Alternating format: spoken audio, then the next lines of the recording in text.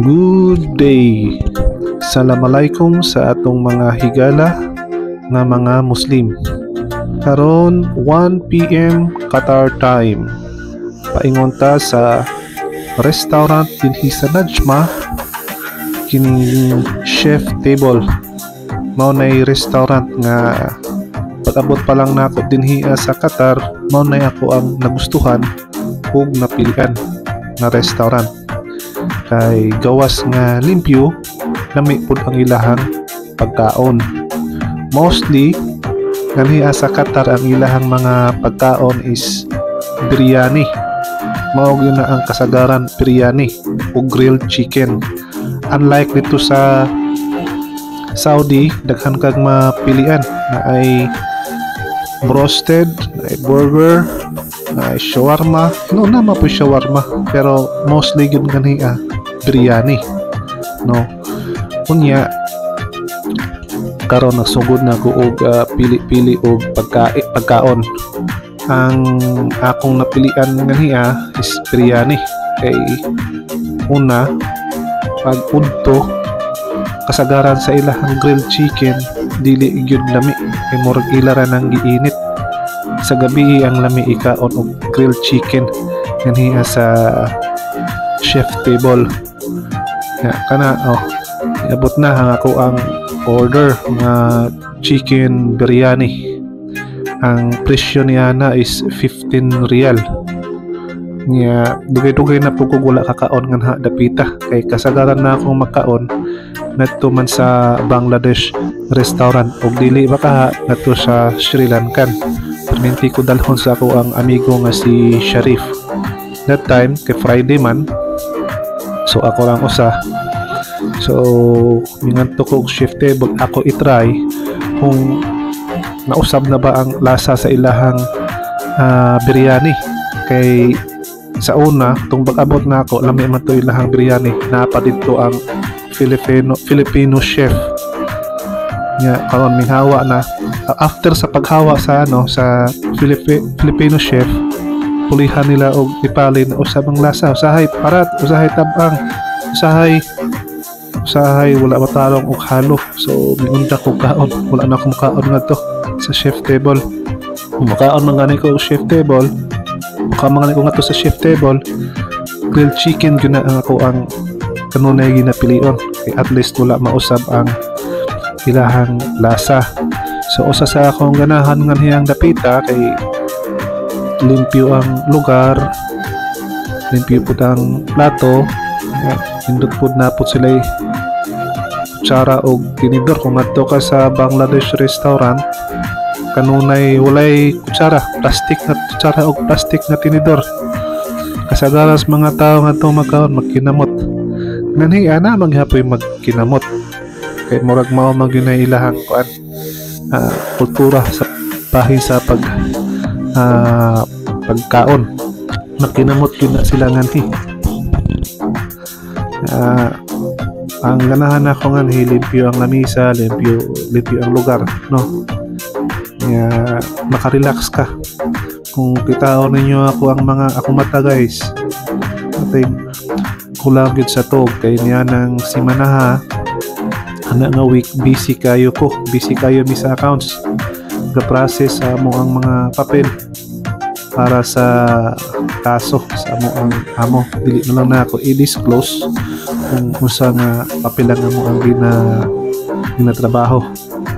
Confidential na siya, pero halos straight og trabaho, halos walay tarong tog.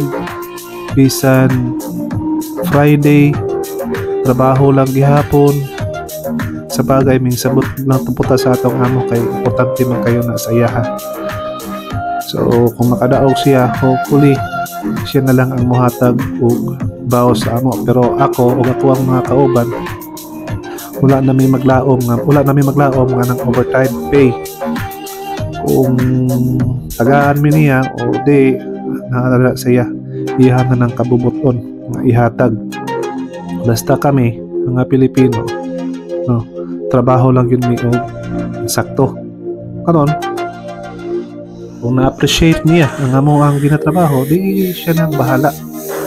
So mao nay usa sa nagustuhan sa mga company ngadto sa mga Filipino. Flexible o pati pong trabaho, makaingon sila fantastic daw ang mga Filipino. O nang daghan kayong mga company na nangita og Filipino worker kumpara sa mga Bangladesh o sa mga Nepali. Tinuod daghan og mga Nepali ug Bangladesh unemployed nga nahing dapita.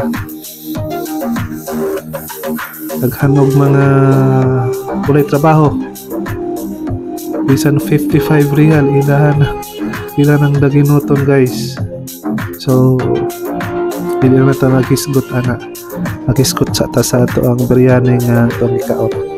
So sa pagkakaroon ang ilahang biryani okay raman po. Ang style nga niya sa pagkaon, pwede ka makapangayo og extra rice kung kuwangan pa ka. Mostly naman yun ganiya sa mga restaurant, pwede ka makapangayo og extra rice. Niya masigurado yun nga mabusog ka. Pero ang lami yun nga pagkaon nga niya sa chef table is yung grilled chicken. O kung mo adto man ganing mo palit mo og testing mo sa ilahang grilled chicken, mas mayo na nga makaon mo ini kagabi fresh. Sigurado jud ko nga fresh na nga. I mean dili siya giinit.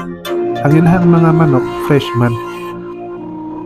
Pero ang kung sa udto ka murag igo na lang nga ilahang giinit-init, mas maayog sa gabi kay makuan yun nimo ang manok nga juicy pa. So sa diha dapita sa Najma ang chef table lang makaingon ko nga nindot medyo napoy kamahalan na napoy uban nga restaurant nga dili mahal mo lagi na Sri Lanka o Bangladesh restaurant. Kung medyo masilan ka sa pagkaon, ayun na lang, napoy mga Filipino restaurant dool sa Najma, likod sa Almana building na ay Kuya J man siguro nga Filipino food, pero mao lagi na napoy kamahalan. Wala pa hinon ko mo testing ang tuog kaon, pero sigurado ko pag Filipino food sure ko mahalag yun na. So mao na guys, nahuman na tao kaon, pusok na puta na ang lasa sa ako ang pag-testing sa ilahang biryani. Makaingon ko nga normal lang, dili lami, dili po siya bad. So okay ra, kaso lang ang presyo is medyo mahal. Makaingon ko nga mas mayo pag nato na lang kaming kaon sa Sri Lanka, tagkuan pa, 12 real pa na 15 real. Pero sige na lang, okay ra, dugay-dugay na po ko wala makakaon diha dapita.